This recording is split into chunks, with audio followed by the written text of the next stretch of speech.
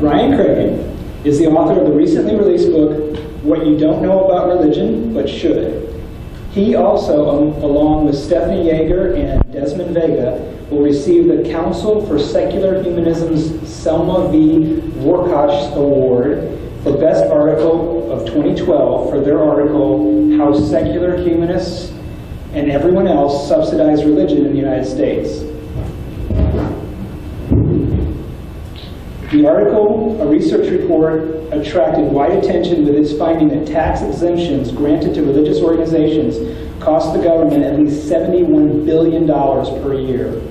It appeared in the June-July 2012 issue of Free Inquiry, and Yeager and Vega are Cragen students. So, I'd like to introduce Ryan Cragen. Get up.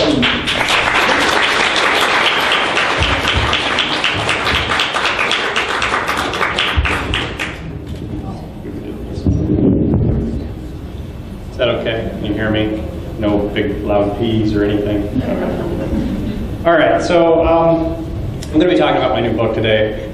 I like to tell stories, and so there are going to be some stories here, and I have to warn, and I'm a little worried about this, the first story is a little bit inappropriate, maybe for young ears, so we might want to plug his ears for the first story. After that, we're probably good, right? But the first one, I do apologize, it's just not really appropriate. So, totally sorry. You can come back in like 5 minutes, dude. This first was a little bad. So, all right, little story here. How many of you have ever been to a drive-in theater? One of these, right? And I actually just happened to read a story about this today, that there used to be 4,000 of these in the United States, and we're now down to about 300, right? So these are disappearing. Interesting that they're still quite popular in Utah, okay? And that's where I'm from, so that'll come up periodically, but the story takes place at a drive-in theater. Now, the next question, of course, is how many of you went on a date to a drive-in theater? Let's see hands. And how many of you actually watched the video? Yeah, that's what I thought. All the hands went down, right? So that's pretty much what was happening with this story, right? This happened in 1995. I was a senior in high school. It's working, there we go. Senior in high school, I was 18 years old. And I went on a date, right, to a drive-in theater. It's actually kind of a weird double date. We both had, as one of my good friends, we had pickup trucks, right? Little pickup trucks, which is perfect for drive-in theaters. You pull in, you kind of, back it in there, then you can put in the blankets and all that stuff into the back, right? Because you're not actually going to watch the show. So we pull in, and my girlfriend at the time, who will remain nameless because this is a little embarrassing, we're sitting in the back, and of course the movie starts, and it's dark, and we start making out, right? We're making out. Now, keep in mind, I'm Mormon, right? So premarital sex is out, right? So all clothes are on at this point in the back of the truck. But we're making out, and it's getting a little hot, a little heavy. I'm aroused, right? And we keep making out, and this kind of builds up until I ejaculate in my pants. Huge, sticky splotch. And luckily it was dark, she couldn't see, right? So I felt better about that. But there's a reason why I tell this story, and I know that's a really weird story to start. I had no idea what had just happened. Okay, now correct me if I'm wrong, but in 1995, I'm guessing people knew what ejaculation was, right? How was it that I didn't? And I was 18 years old? I was raised Mormon, okay? And there were a lot of things that I was taught as a Mormon, okay? And I'm going to share some of those with you. I was taught that Mormons are better educated than non-Mormons, which actually, statistically, that's actually true, right, for active Mormons. I was taught that Mormons are healthier because they don't smoke and they don't drink. Not entirely true, but kind of true. I was taught the Mormons are nicer. The Mormons are more likely to volunteer, that they're more generous, right? I was taught all of these things, but there were some things that I was not taught because I was a Mormon, right? One of those was to accept evolution. Okay? I was taught that evolution, no, didn't happen that way. And in fact, still today, my parents who are alive believe the Earth is 6,000 years old. Okay? So I was not taught to accept evolution. I was not taught that masturbation is normal. There's a fun little question for you. What percentage of men in the US masturbate on a regular occasion? 85. 85. Okay, 110, nice. Yeah, 110, right? So the actual number is a little weird. It's 97%, right? Of course, everybody then says the other 3% are lying, but it is 97%, right? What about women? We don't want to leave women out. 45. Huh? 45. It's like less than 97. Yeah. It's 60. It's 60%. 60% of women masturbate regularly, right? So this is really common, right? It means most of you are masturbating regularly. It's awkward to think about now that I'm up here, right? But yeah, so people masturbate. That's perfectly fine, right? I was not taught about that, right? So I had no idea about masturbation. At 18, and of course this is 1995, this is pre-internet in rural Utah, so I couldn't even watch porn. I didn't know anything about this, right? So this is kind of foreign to me. I was not taught that alcohol and coffee in moderation, perfectly fine for your health, right? No evidence is going to hurt you. So fun one. I was taught that Native Americans were not the descendants of Asians, but of, does anybody know? Who do Mormons say? Israelites. They came from Israel. Right? I was taught that. Yeah, it's a fun, weird story. Right? Actually, that's what they believe. I was not taught that Joseph Smith was caught, who's the founder of Mormonism, caught having sex with a 14-year-old live-in housemaid called Fanny Alger, and that he then invented this idea of polygamy to justify his philanthropy. Right? When Joseph Smith died, does anybody know how many wives he had? 33. 33 wives when he died, and some of them. Some of them were actually married to other men as well. Now, of course, Brigham Young beat him out. How many did Brigham Young have? He was the next prophet. 57. 57 wives, right?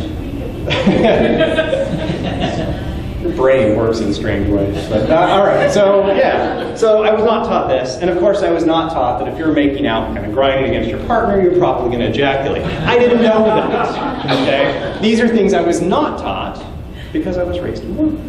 Right? Now, yeah, of course, there are sex education classes, right? I went to public school, but in Utah, where I grew up, those were not mandatory.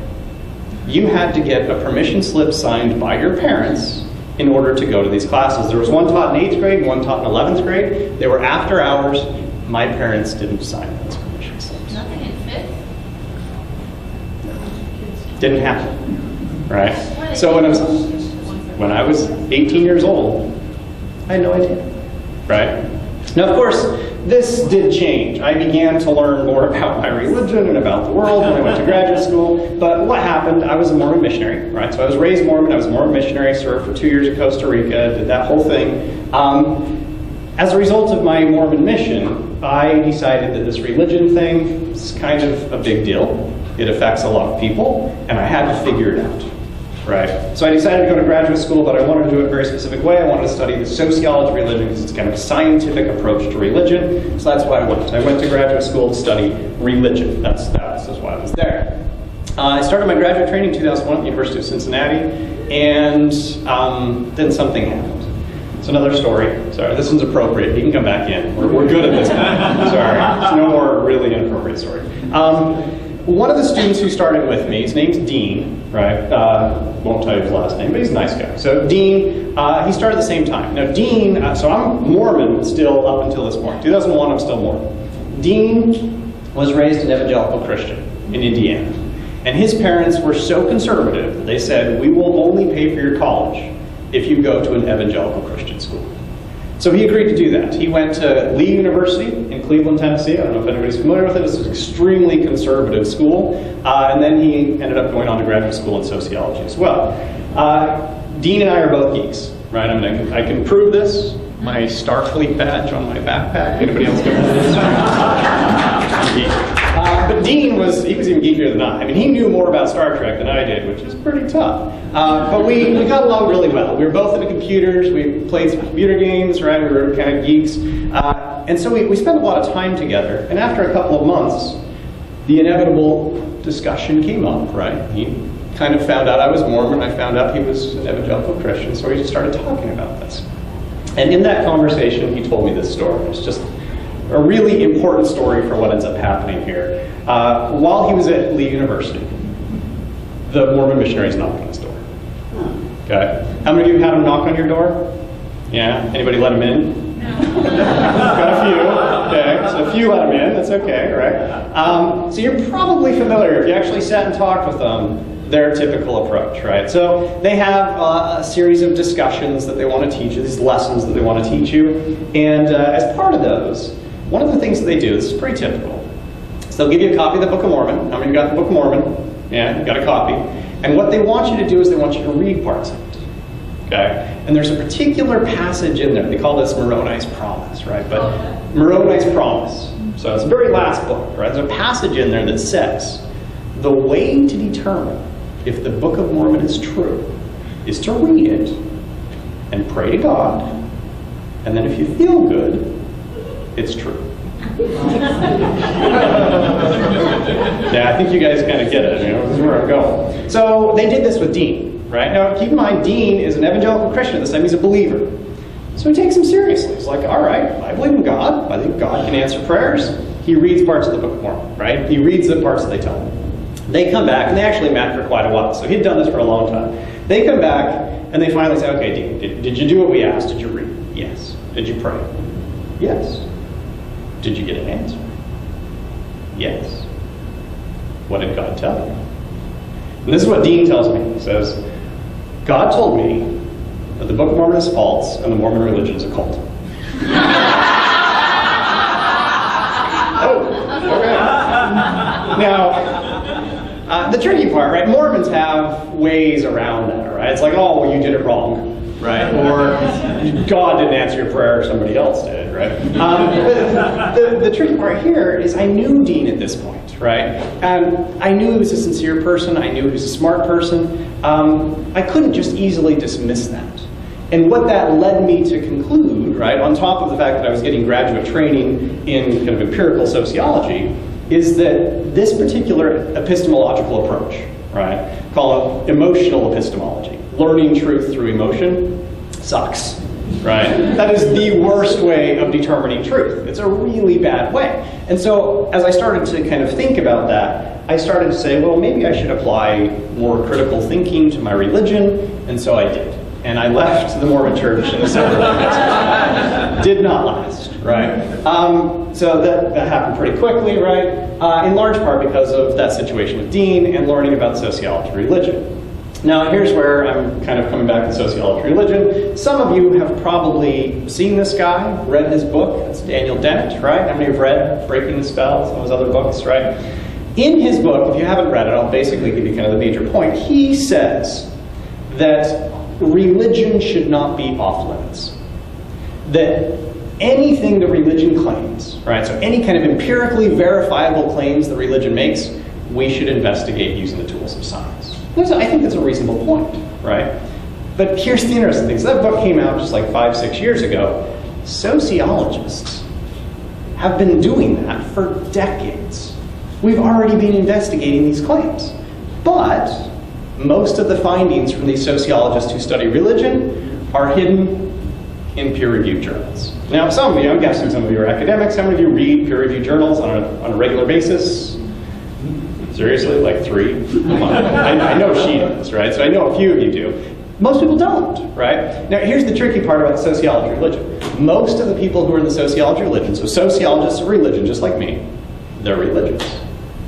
So when they do some study and find something that may not be all that favorable towards religion, what do? You got to publish. I mean, it's publish or perish, right? So you publish, and then you just ignore it in these peer-reviewed journals. So there's a lot of information out there that we've known for a very long time that's just hidden away. Well, that's why I wrote my book, right? As I started to study the sociology of religion, I was like, oh, these questions that I've had for a very long time. Who's healthier, right? Religious people or non-religious people? You'll hear stuff occasionally, but we actually have good answers to these questions. They're hidden in these journals, right? Who's happier? Who's more homophobic, right? Well, we have answers to these questions. They've just been hiding those answers, right? So my book is all designed to do this. So let me kind of explain the book, and then I'm going to let you kind of choose what we're going to talk about tonight. The approach of the book, basically I take, in the US, religious people, and I break them up into 3 groups, okay? The first group would be what we call liberally religious people, people like Eugene Robinson, right? This is a gay Episcopalian priest. And what we mean by liberally religious is that they're still religious. They believe in some supernatural things, but science is perfectly fine for them, right? That they accept pretty much all the tenets of science wherever they don't really conflict. They're fine, right? That's good. So we have our liberally religious people, okay? Then we have our moderates, people like John Roberts, Supreme Court Chief Justice, Catholic, right? Catholic Church. It's not necessarily rejecting everything, but not accepting everything either. And then we have people like Michelle Bachmann. It's a religious fundamentalist. Okay? And sociologists have a pretty kind of clear definition of what we mean by fundamentalist, right? So just make sure that we have this clear. Religious fundamentalists are literalists. When they read their scripture, they say that happened. They believe there was a Noah and an ark. They believe that. Okay? Let me know what percentage of the US population is religious fundamentalists. 50. It's not 50, thankfully it's not 50. 30 to 33%. It's almost 1 in 3 Americans, religious fundamentalists. Yeah. How do you know that? How do I know? Oh, we have that data. Yeah. Are they serious? Completely serious? Well, I mean, as serious as you can get from dozens of surveys where the same number keeps popping up, right? And we ask them very specifically about things like, regarding your belief in the Bible, do you believe that it is the literal Word of God, the inspired Word of God, or a collection of myths? And they can choose between those. And 1 in 3 Americans say it is the literal Word of God. Not to interrupt your talk. Yep, Do you go. follow up questions and ask them, do you believe that this particular thing happened? To see if Typically not, right? But you can verify that with other things that they do say. So and you'll see the data that I'm using. I mean, you can check this data set out too, because it's publicly available, right? But we do follow-up questions, and actually, there's a different way of and you can interrupt my talk if you want questions, clarification, that's fine. There are different ways of kind of classifying these groups. I chose this one because I think it's pretty straightforward. It's easy to understand, right? But there are other ways that actually group them a little bit more intricately based on belief in God and a few other questions, and ultimately you get basically the same classifications. So yes, we actually have pretty good data, and that's actually why I'm doing this. I have data. We're going to do a lot of data today. You're going to see a lot of figures. So, and then of course I compare these 3 groups to the non-religious, people like Brad Pitt, right? Now of course, keep in mind, non-religious people in the US are not all atheists, right? So just so we've got that clear, right? They're not all atheists. Does anybody know what percentage of adults in the US now are non-religious? 20%, right? So it's up to 20% today. And not all of them are atheists. Atheists are between like 3 and 7%. Okay. Latest data say 7, which I think might be a little high. All right, so I compare them with non-religious. That's in the US, and whenever I'm looking at US data, you'll see a US flag just to keep it clear. But I also looked at international data, right? Internationally, I had to use a slightly different question because the religions don't break down the same, but there's a good question in the data set that I use that asks about the importance of religion, right? So they basically say, in your life, how important is religion? And they can say very, rather, not very, or not at all religious. It's not important, right? So this is importance of religion. And again, when I'm using that, you'll see world data, right? And this is data from about 84 different countries around the world. So this is a lot of countries, a variety of different cultures, okay? And just for my data buffs, I don't know if anyone's gonna go check this out, but you can see the US data is the General Social Survey, publicly available, National Science Foundation funded, run out of the University of Chicago, right? So this is amazingly good data. The other one's the World Value Survey is what it's called, right? And both of them publicly available. If you're a stats person, go ahead and download them. You can verify everything I'm going to tell you today, okay? All right, so here's what we're going to do. I've taken 5 chapters out of the book, and I'm going to let you choose which topics you want me to talk about, okay? So I've just pulled 5 chapters that I think are pretty interesting. You may not know much about these topics, right? And I'm going to let you kind of just vote, and we'll go through it. So here are your options. Number 1, all demons are from Hollywood, how media created the possession fact. Okay, so that's chapter 8 from the book.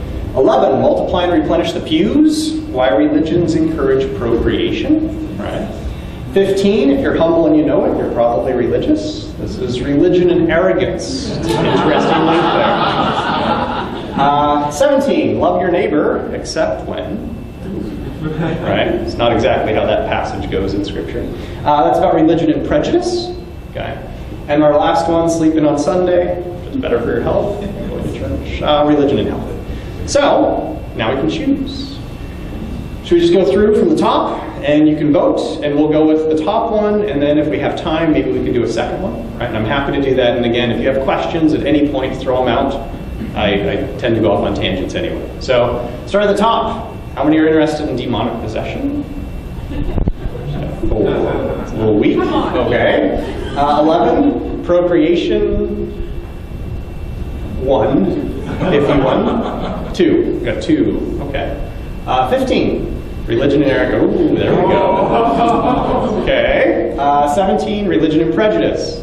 Those are typically my favorite too. Okay. And then religion and health. Oh, okay. So not bad. All right, we'll do these two. 15 and 17, that's typically what people want anyway. Let's start with the prejudice one, and then we'll come back. If we have time, maybe after the break, maybe even we can do the other one. I've got to hit the link here. So. Okay. Religion and prejudice. All right.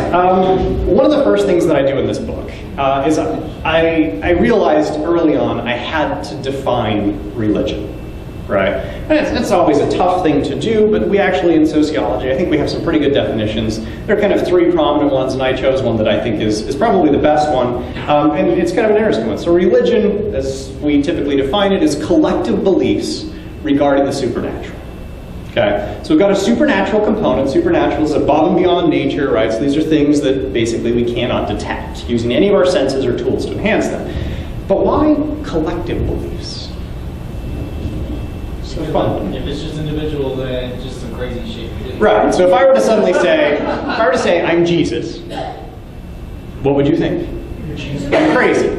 But if I were to say, I'm Jesus and I have 50,000 followers, now what do I have? I now have a religion. So the distinction between religion and crazy is whether I can convince other people to believe me. Right? So that's what we mean by religion. We're talking about collective beliefs regarding the supernatural. Now, the fascinating thing about religions is religions are groups. And groups, that we found this out through social psychological research, are inherently divisive. Okay? By their very nature. And what do we mean by this, right? If somebody's in your group, you actually tend to like them just because they're in your group. And if they're not in your group, you tend not to like them as much. Let's try and illustrate this with a little thought experiment. So if you'll bear with me, let's see if this works, right? I want you to think about someone who disagrees with you politically. Maybe someone like this, who said in 1994, women should not be allowed on juries where the accused is a stud, and by stud he means rapist. Okay. Okay. So, probably, I'm guessing most of you disagree with it. Some might not, right? Oh, you do, but might not. So it's somebody in a political outgroup, right? Now what about a religious outgroup? Maybe somebody like this guy, right? Who said this is a gem. I know this is painful for the ladies to hear, but if you get married, you have accepted the headship of a man, your husband. The husband is the head of the wife, and that's the way that it is, period. And yes, he's flipping you off. All right, so we got Pat Roberts. Now, here's the fun part here. Combine those two. What about somebody who disagrees with you politically and religiously? Maybe somebody like Todd Aiken, who had this gem to say just last year. First of all, from what I understand from doctors, pregnancy from rape is really rare. If it's a legitimate rape, the female body has ways to try to shut that whole thing down. And of course, what I want you to do, what words pop into mind? What do you think? Dumbass. You've pretty much just proved my point, haven't you, right? Groups are inherently divisive. Illustrate this one more time. I like pictures, right? So if we put you in the middle, and yes, that's an androgynous you, so I'm trying to be gender inclusive. We put you in the middle, right? We have the people who agree with you politically and the people who agree with you, you're kind of religiously or non-religiously, right? And we tend to like people like this. And of course, the people who don't agree with them on either level, well, they're just assholes, right? The people we like the most are the people who are just like us, the people right here. But here's the big kicker to this whole thing, and what makes this so fascinating for me. The non-religious are the least likely to hate people who are unlike them. Okay? Which is kind of interesting when you think about it. The data consistently show, and I'm about to show you data. I don't know how many of you like data. I like data. But we're going to see data that show non-religious people, they're actually really accepting of people in their outgroup, despite them being in their outgroup, right? All right, so let's look at some data.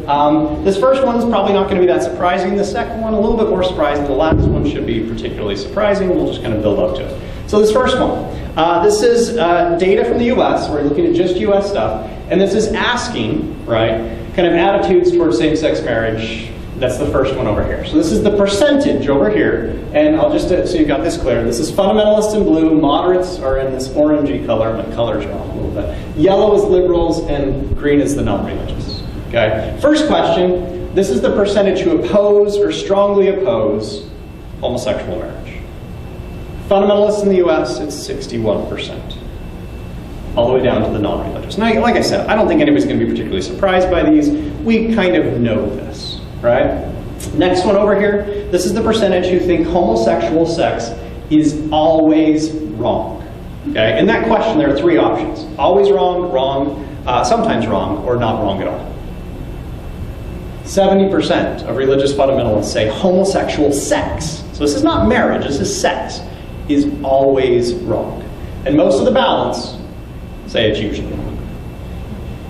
Okay? So if we're talking about homophobia, antagonism towards, prejudice towards homosexuals, there's a very clear pattern.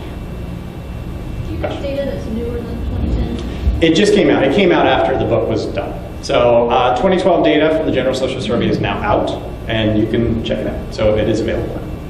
All right, so that's not all that surprising, right? We'll look at a slightly different one, which I think is a little bit more surprising, especially this last part. This is a different question. So the question basically asks, or the question that people are asked is, we're just going to kind of list some groups, and we want you to say whether you would allow these people or not allow these people to speak in your community, and we're just going to kind of drop groups in here. Okay? So can they speak in your community or not? And what we're reporting here is the percentage who say no, they can't speak in my community. They should not be allowed to have a public forum. This first one, the percentage who would not allow an atheist to speak. 38% of religious fundamentalists say they should not have a public forum. This event we're having right now shouldn't be happening. Yes, I'm an atheist, right? So I shouldn't be allowed to speak. That's 38% of religious fundamentalists. And then we see this, of course, drop off. This is the percentage who say a communist should not be allowed to speak. Okay? 50% of religious fundamentalists, absolutely not. No communist should be allowed to speak. Right? This is the percentage who say a homosexual should not be allowed to speak. That's 1 in 4 religious fundamentalists in the US say no. And this last one, which is a little bit weird, it's the percentage who say a racist should not be allowed to speak. Okay? Now this one's a little bit weird because the next slide I'm going to show you is going to suggest something. Which of these 4 groups do you think is the least racist? Okay? So why are the non-religious the most accepting of allowing a racist to speak? Because of openness to other ideas. Freedom of speech. Yeah. They're basically, they don't care if they disagree with you. Let them speak. Right? So let me show you the data to kind of illustrate. This prejudice goes all the way through. Right? So here's my last one. This is the percentage of people who oppose or strongly oppose a close relative marrying a black person. Percentage of white. Whites. This is whites. This is just whites. 50% of religious fundamentalists say, I don't want one of my relatives marrying a black person. Surprised it's only 50%. I never go back. That's pretty high, right? 1 in 2. That's amazing. Still high here, right? And this last one, this is the percentage who oppose or strongly oppose a close relative marrying a Jew.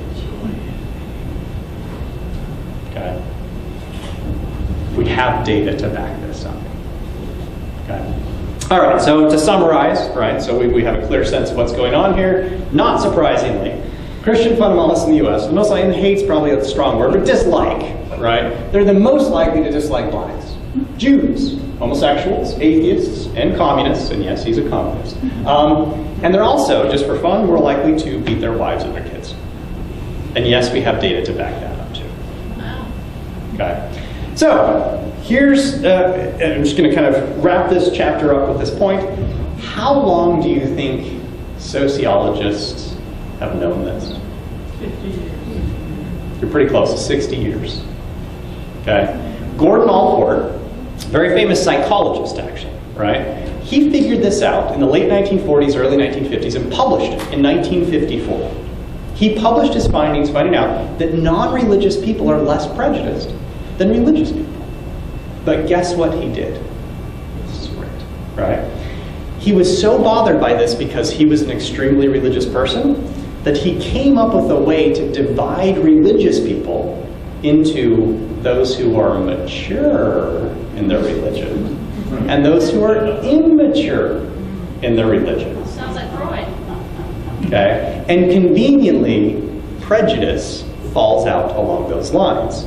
So those who are mature in their religion are a little bit less prejudiced. Those who are immature, more prejudiced. And guess, of course, which camp he fell into? More mature. The more mature. So he could suddenly say, well, I'm religious, but I'm not prejudiced like those immature people. We've known this for 60 years. But is that widely available? Yeah. How do some of these United States or American numbers compare with Europe? Good question. We find this relationship actually all around the world. Yeah, you're going to find the exact same relationship. The more religious people are, the more likely they are to dislike people in their own group. That's a very consistent finding around the world. And it's been replicated in Australia, Israel, you name it. It's been I think replicated. I really wanted to ask is the number of people that are non-religious opposed to religious in Europe. Oh, in Europe? That gets a little tricky. So, how are we doing on time? We could table that to the Oh, no, I'm happy to take a couple and then we can do a couple and then we can maybe do another chapter or something. But so it's going to be a little bit of a tangent, right? But how you measure religion gets tricky, okay? The one that I've been using is kind of this, whether you identify as being religious or not. So what you'll find in some countries in Western Europe is that like 90% of people say that they're actually religious, okay? Like Finland is a great example. But Finland also has a state church. And so when you're born in the country, unless your parents intentionally say, no, don't let them be a member of the state church, you're automatically made a member of the state church. So almost everybody is, and actually many people just identify as, if I'm Finnish, then I'm also a Lutheran. Because to be Finnish means to be Lutheran. Great example of this, in the latest 2010 British census, they asked about religion. What percentage of British people said that they had a religion? Well, actually, sorry, said they were Christian. That's even better. What percentage said they were Christian? 20%. 70%. What percentage go to church on any given Sunday? 4. Okay. And here's the fun thing. There's an anthropologist over there. Her name's Abby Day. She was just baffled by this, right? She's like, what? 70% say that they're Christian, and only 4 go to church. So she found some of these people. She's like, you identify as Christian. Okay. And then, so she'd confirm, she's like, you say you're Christian. Yes. Do you believe in Jesus? No. What do you mean? Right? And then they would say, well, I'm British. That means I'm Christian. It's connected with their culture, right? So when you start looking at religion in different countries, it gets messy, right? And we can even look at that here in the U.S. So in the U.S., 20% of people in the U.S. say that they're not religious. But what percentage of people go to church? It's kind of interesting, right? So when you ask in surveys, phone surveys, right? When you ask them in a phone survey, does anybody know what number? You can't answer this, I know you know this. But what percentage of people actually say, yeah, I go to church roughly once a week? It's 40%. 40% pretty consistently will say, yeah, I go to church once a week. Do you think that many actually go? No, because they say to make themselves look good. They actually do, right? So a couple of enterprising sociologists, they decided to verify this. So what did they do? They went to 2 small towns, one in Ohio, one in Georgia, right? And they gave that survey out, right, a week ahead. They got that verification, yeah, 40% are saying they're going. And then the next Sunday, they went and checked. And based on the numbers that they came out with, it's actually about 20%. Which means just 1 in 5 Americans is in church on any given Sunday. That's not a very religious country. And if you think about it, we have 80% of Americans saying, yeah, I've got a religious affiliation, but only 20% are actually going to church. That's a lot of people who are somewhere in the middle. What about the Muslims who go on Friday or the Seventh-day Adventists? They get captured in the survey. So asking if they're going to service is usually the question. So, I don't know that that perfectly answers your question, but it gets really messy when you start going international, which is why I used the question that I did. Does that make sense? I'm happy to talk more about it later. I saw another question over here, and then we can do one over there, and then maybe we'll take a break. Yes, maybe, I don't know. You had a question here? Yes? I did. One way to check out the population in church is just go to very visible, drive around and count the number of cars in the church parking lots. That's largely what they did. They got attendance from the churches where they actually keep attendance, and the ones that wouldn't. Look at all the cars. Yeah, well, they did a little better. They stood outside and counted people as they came out. Right, so it's an even more accurate number. That's basically how they got their data. On that slide you have up there now, yeah. Surprise, surprise. I know it's a bit, being sarcastic, but sure. Where would you have to grow up in this country to not know that? To not know that fundamentalists are the most prejudiced? Well, how many of you knew this before we walked in? That is so obvious because I grew up in a fundamentalist, racist, redneck, ignorant, poor, white man. And everybody I knew was like that. Right. Some of us didn't. But well, some didn't, right? Did you think it was a bad thing? Did you think it was a bad thing? Or that was just like de facto, that's what everybody wants, right? And so kind of my point is to illustrate, look, this is a bad thing. My school teachers were different. Yeah? Than everybody else. But otherwise, right. Everybody was pretty much like you. I tried to figure out why. Yeah. Well, that's a great point. I thought I saw one more question, then maybe we'll take a break and we can do another chapter after that, if that's okay. Yeah, the humility chapter. Yeah, question over here. Are you still getting most of your survey data from phone polling? Because I would think that it would be mostly older people, because I'm almost 40 and I haven't had a landline for 12 years. The General Social Survey doesn't use phone polling, right? General Social Survey goes door to door, and they actually use a probability sampling technique. So we're getting a little wonkish here, right? But they use a probability sampling technique so they make sure they actually get a sample that matches the census, and they pay people really good money to take this. It's about $500 for a 2-hour survey. So most of you would probably take it. I would. Yeah, their response rate's over 70%. So it is a top, like when I say this is the best data that we have in the US, it literally is the best data that we have in the US. So I think they wanted to take a break. So if we want to take a break, and then we'll come back and do another chapter. All right, so this is a tricky one. Again, I'm going to ask kind of a little feedback here. How many of you have ever had this happen, that somebody called you arrogant or proud for being a non-believer? We've got a few, right? What about this one? Been told that your arrogance is what keeps you from believing in God. Yeah? Yeah? Okay. Got another story, right? This is an appropriate story. These are appropriate, right? So, I have a couple of buddies from high school, right? So this is from rural Utah. They're both still Mormon, but we were good friends in high school, and we try and kind of keep this relationship ongoing, right? So to do this, we get together once a year, and we actually go for a big hike. Usually involves climbing a mountain, right? So one of those hikes, and this is one of my buddies, that's me right here, right? This is my buddy Tom. One of the buddies, Mark, just hates talking about religion, right? He's probably afraid of me, but that's okay. But we'll get there. He doesn't like it, right? So whenever Tom actually loves talking about religion, whenever religion comes up, Mark kind of just disappears down the trail, right? He starts walking really slow, so he can't hear us. On this particular hike, we were hiking the highest point in Texas. It's Guadalupe Peaks, a decent-sized mountain, right? And we're like 2/3 of the way up. Tom brings up religion, right? I love talking about it, but Tom brings it up. Mark disappears, and so we're talking about religion. And in the course of this discussion, Tom throws this gem out, which I love, right? He says, Ryan, I know why you're not Mormon anymore. I was like, oh, do tell. Why am I not Mormon anymore? Very interested to know, right? He says, well, as soon as you got your PhD, you thought you knew more than the prophet. And that's why you're not Mormon anymore, right? Now, the real irony here is, I probably do, right? But his whole point was, because you're knowledgeable, you're arrogant. And it's your arrogance that keeps you out of religion, right? This is not an uncommon accusation leveled by religious people. They like to accuse the non-religious of being arrogant, right? But here's the beauty of this. It actually falls flat when you unpack this. So we're going to unpack that. I'm going to show you what's actually going on here, because it's kind of interesting, right? So arrogance is actually tricky.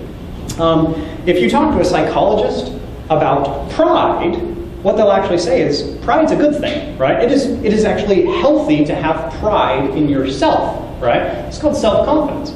I have a 4-year-old son, right? He's starting to draw recognizable figures, but I still say that they're awesome, right? He had a cheetah the other day. Wasn't a cheetah, but it was awesome, right?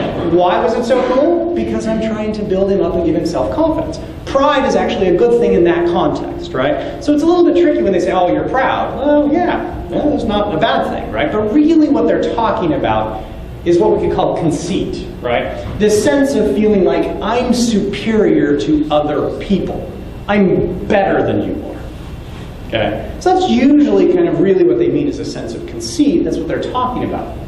But it gets a little tricky, right? Because religious people basically claim that pride is bad, and of course, they accuse the non-religious of being proud, and then they claim that humility is good and that they're humble.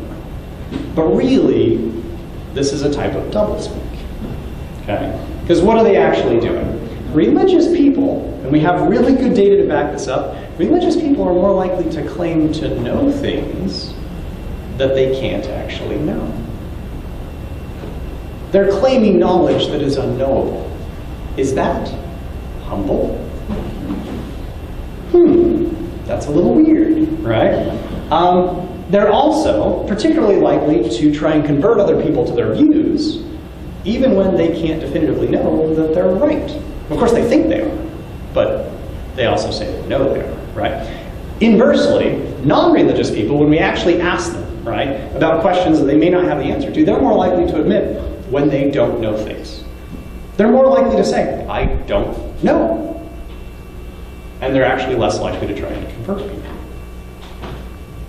So, is that actual arrogance to say, I don't know, and I'm not going to try and convince you because I don't know? Or is that humility? It's a little bit weird, right? So really, when the religious are talking about this, they're claiming that when you claim to know things that you can't, and you don't, and claiming you're right when you can't, that's actually humility. And if that doesn't confuse you, right, then I don't know, what's going on here. Because it doesn't make any sense, right? I mean, it literally doesn't make any sense. They're saying, if you claim to know things when you can't, and claim you're right when you can't know you're right, then somehow that makes you humble.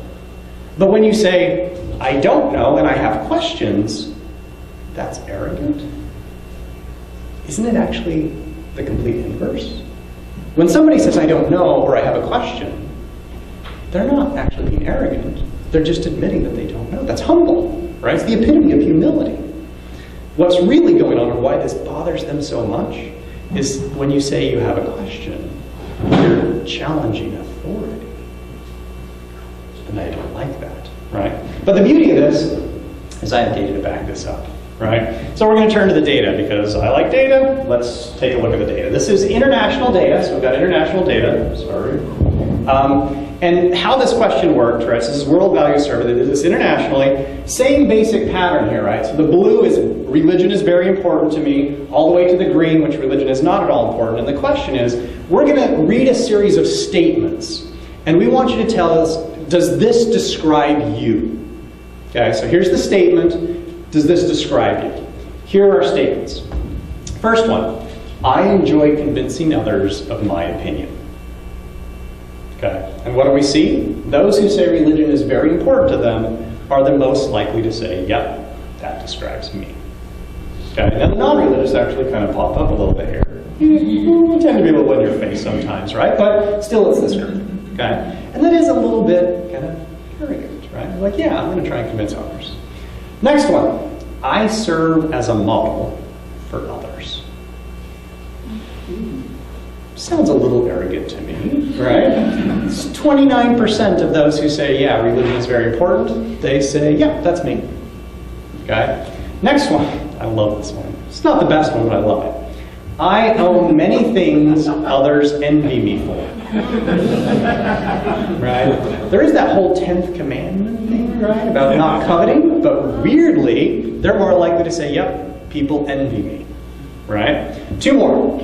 I like to assume responsibility, so when something needs to be done, I kind of say, yep, I'm the person to do it, right? And my last one, which I love this one, I often give others advice. 57% say, yep, that's me, right? This is still okay, it's pretty high, 1 in 4 for those who say religion is not important, but come on, can you get any more arrogant than that?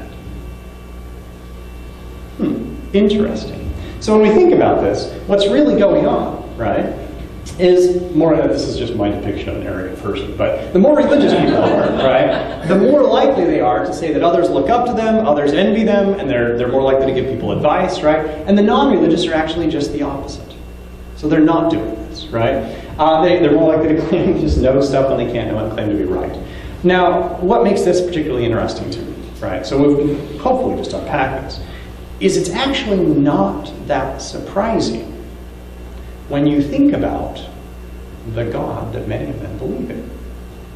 A God like this one. This is from Monty Python. So, who is described as jealous, supreme, superior, all-knowing, all-powerful, and perfect.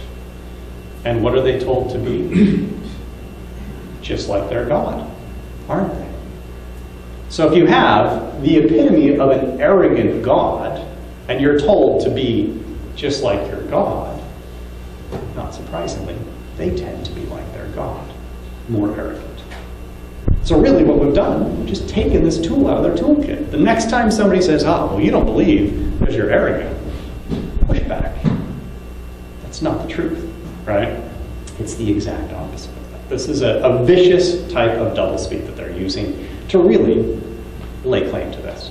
I thought I saw a hand. Let's go ahead and get a question. Some of their belief in their own humility might stem from the fact that they're believing what they're told without question. So they're being humble. Sure. Because they're accepting. Right. So it's basically this issue of obedience, right? And that's actually why questioning is seen as arrogant, right? Because when you're questioning, what are you doing? You're saying, I'm not going to be obedient. I'm not just going to accept this based on whatever you're saying. This actually gets to a psychological component that tends to be correlated with religious fundamentalism, which is authoritarianism, right? It's kind of a weird notion, but religious fundamentalists tend to be very authoritarian. Now, that doesn't necessarily mean that they like to take control. They do, right? But they want somebody to be in control. So even if they're not in control, they want somebody else to be in control. They always want to know what is supposed to be happening, right? And that is probably the single best predictor of whether or not somebody's a religious fundamentalist, is how authoritarian they actually are. This also translates into how they raise their kids, right? They tend to not want creative kids, they want obedient kids. They don't want kids who think for themselves, they want kids who will listen.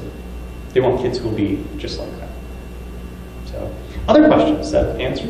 Yeah, I have another one. So is it arrogant to think that you are smarter because you don't believe in a giant camel? Here's the better answer there. The data say that atheists are smart. I mean, I'm just, like, literally, that's the data, all right? The data say that, and when you look at this, I don't know how many of you saw this study, right? It's a big meta-analysis that came out a couple weeks ago, looking at like 63 studies over almost a 100-year period, and consistently that they find, right, is atheists are more intelligent, right? Using a variety of different tests, and they've even looked longitudinally at that question, right? So if you measure them young, and they're, you know, basically find the same group of people who measure intelligence, the more intelligent are actually more likely to drop out of religion. So it might be a little arrogant to say, well, you know, I'm smarter than you, that's why I'm not religious. But you could also just say, and the data back that up, right? And you just give them the stuff, right? I mean, that's what I do. So, other questions? Got one here, yeah.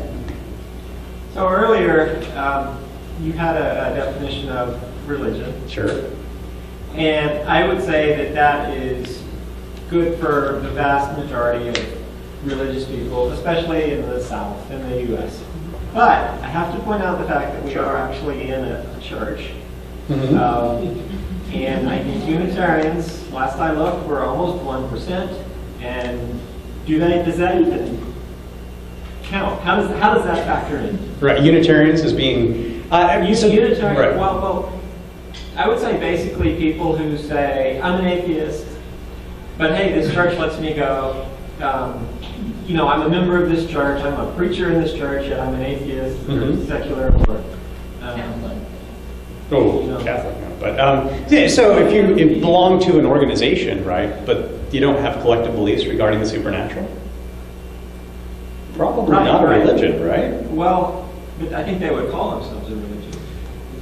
That's for tax purposes, for legal purposes, right? And they can do that, right? And that's perfectly fine. And I would like to do that. I would like to do that too, right? I'd like to get the tax exemptions. I mean, it's a great point, right? Whenever you deal with those definitions, they get fuzzy, right? The other definition that Emil Durkheim gave us, right, is religion is those things that are sacred in society as opposed to those things that are profane. Well, it actually becomes like a very collective definition because suddenly you're like, oh, well, the flag, right, that's sacred. Is that suddenly religion, right? Or my favorite one, I went to, I don't know how many of you like soccer. I went to a British Premier League game in the UK, watched Chelsea play, right? I was actually at Chelsea. And there was a banner all the way across the stadium that said, Chelsea is our religion. Right? They take soccer very seriously. But would we really include that? Well, Chelsea fans would say, my team is sacred. If I insult Chelsea, she's going to come after me. Right? But is it really a religion? So I think that one's too inclusive. My other one might be a little too inclusive, but it does a really good job of kind of pushing out the ones that really aren't. Patriotism doesn't get included there because it's not supernatural, right? And actually atheism doesn't get included there because it's not collective. So it's collective what you don't believe, but not what you believe. So it's a great point. It's a really good question. Other questions? Yeah? All right, so we basically covered with data that the more religious you are, the more likely you are to judge people outside of your group harshly, and you know, to be arrogant. And so people in general tend to judge people outside of their in-group as assholes. But if we've now proved that people outside of our in-group are assholes. Okay, but keep in mind, be a little careful here. I've broken the religious up into 3 separate groups, right? I mean, if you get the book, I really don't pull punches against religious fundamentalists. They are assholes. I mean, I'm sorry, it's just they are, right? But there is a gradient, right? Religious liberals actually look just like the non-religious on most of these measures, right? When you look at a lot of things, including the tolerance stuff, and they're a little bit lower, but they're not that different, and they're actually far closer to the non-religious than they are to fundamentalists. And that's kind of one of the points that I want to make with this book, right, is we can't really group all religion together anymore, right? When we have good data saying that not all religious people are alike, we really shouldn't think about them the same way. So to say, you know, things like, well, you know, religion's all bad, I can't go that far, because there's a lot of diversity in religion, right? And I mean, we could even include Unitarians, which legally are a religion. I'm sorry, I have no bones with Unitarians, right? It's the fundamentalists that I really take issue with, because the data support that. Right. So they're the absolutes. Yeah. I haven't quite finished the book yet, so maybe address this in there. But so of this phenomenon where the moderates and the liberals are actually closer to atheists and secularists in terms of a lot of the things that you're measuring, how much of that do you intuitively, or maybe in terms of the data, think might be true because many of these people go to church and go through the trappings and go through the motions of being religious, but you find out that they're really not. I just found out last weekend that my sister is an atheist, and she would not have admitted that, but she's wanting to tell her daughters because they're still religious. Right. I would not. I mean, she would only admit that to me now, after all these years. So we're just starting to kind of unpack what I would call that kind of middle group, right? So clearly, 20% go to church, they're more active, though there's a fun little statistic here. Does anybody know what percentage of atheists go to church on a weekly basis in the U.S.? 20. It's 1%. 1% of atheists go to church on a weekly basis. Anybody know why? Usually with a spouse. Bingo. They're married to somebody who's religious, and so they're going to maintain marital harmony. And the fascinating thing about this, how many of you kind of grew up going to church, or at least have been to church services, right? How many of you in those church services ever saw somebody stand up and tell the pastor, "You're full of shit"? You did it? Did you do it? That's awesome. I've never seen that. I mean, I think it's amazing because we know there are atheists in those churches. There are agnostics in those churches. Why don't they ever say anything? Because the power to conform in that situation is actually really overwhelming, right? And what that ends up doing, it's fascinating, right? It makes everybody kind of believe that everybody else believes. Because no one ever dissents, right? It's this uniform situation where everybody's like, oh yeah, we believe. But just statistically, we know there are non-believers in those churches. And many of them are going for social reasons, right? They're there, but no one ever dissents. And a lot of them don't even know they're atheists. They just haven't really thought about it much. They started asking questions. You saw the chapter about doubting, right? There are a very large percentage of people who never doubt their religious beliefs, which still blows my mind. Yeah. Actually, yeah, the service isn't really the place to stand up and say something, at least in the Catholic Church that I was raised in, but you go to CCD classes or the classes where you raise issues, and that's fine, and the priest even welcomes questions and welcomes questioning. Depends on the church. That's how I was raised. That's sure. All I know is how I was raised and my small view of what Catholics are in Chicago, so yeah. So yeah, certainly some churches are more open to that, right? Other churches, no, we don't ask those questions. Mm-hmm. You'll actually get kicked out of church if you ask those questions. Lately I've been going to church just because it's so far removed from my world that I kind of want to see what's happening. I want to see what's there, and I don't want to be. I want to fight the impulse to kind of have atheist people be my only people. Sure. I don't want to become my own little group. Right. It's kind of interesting. Oh, absolutely. I go to church. I go to church a couple times a year, so you guys don't have to. I do, right? Because I'm a sociologist. This sounds even worse, right? But it's kind of like a biologist going to the zoo, right? Yeah. So I'm going to study them, right? Because that's why I go. I go a couple times a year. I get a couple of other sociologists where I live. We get together and we actually go, right? We used to kind of call ahead. We're like, hey, we're coming, right? They don't care if we call ahead, so we just show up. And we get some really interesting. I've been to Pentecostal churches, right? One of my favorite. There's a woman who kind of fell down on the ground and convulsed for like 20 minutes and then slept for the next 4 hours. I was very jealous because the service did never end. But I do go, right? And it is very interesting. And part of the reason why I go is to kind of keep my finger, it should be my thumb, like my finger on the pulse of religion. What's going on in those churches? And you get a lot of variety, and that's part of the reason why I'm so hesitant to group all religion together, because I've been to Quaker services and Unitarian services where Quaker services are the pretty cool.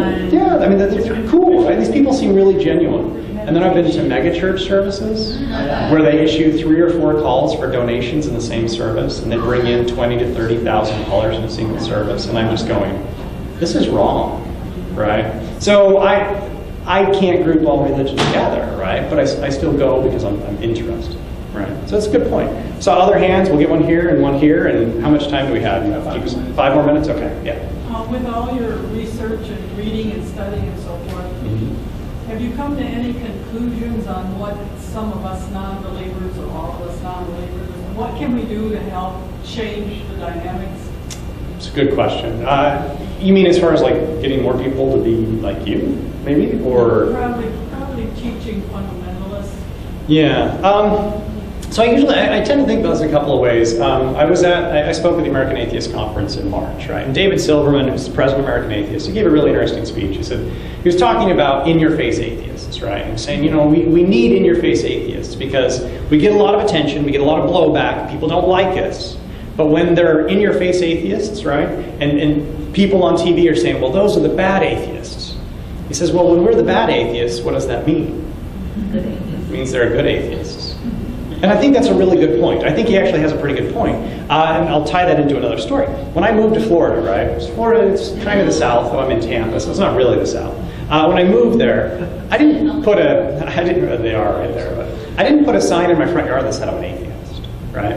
I have a neighbor, super nice guy, he's kind of a believer, he never goes to church. His wife's Catholic, right? I didn't introduce myself. I'm Ryan, I'm an atheist, right? It was 4 years of us living next to each other. We're actually really good friends, right? I like to bake. I take him desserts all the time.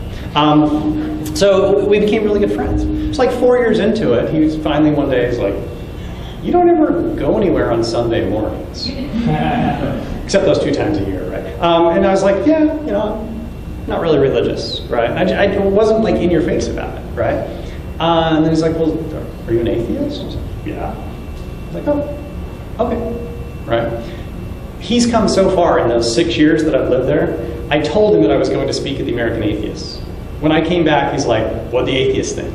He was totally cool with it, right? He has no problem with his neighbors being atheists now because he got to know us before he got to know that we were atheists, right? That didn't necessarily change his mind for himself. As far as him becoming an atheist, no, right? But as far as his attitude towards atheists, the next time somebody's like, oh, those atheists, they're terrible people, he's going to be like, my next door neighbor brings me cookies about once a month. Okay. So it does change attitudes to just be the good atheist, right? And I'm perfectly okay with the in-your-face atheists. I think there's a place for them. But we also need good atheists who are just good people. And when there are good people and you get to see those good people and you get to know them, and then you find out that, they're not believers. That's, I think, what's going to change attitudes more than anything else, is just getting to know good atheists. So I don't know if that helps. That's a good answer. Question here, one there, and then I think we may have to wrap up. Yeah. Having been a friendly, lovable, open atheist for many years, exposed to things that I never thought existed, I stumbled upon a network of Baptist pastors who were atheists, who just had a support group. By their number, there was about 200 of them. Sure. All around the country.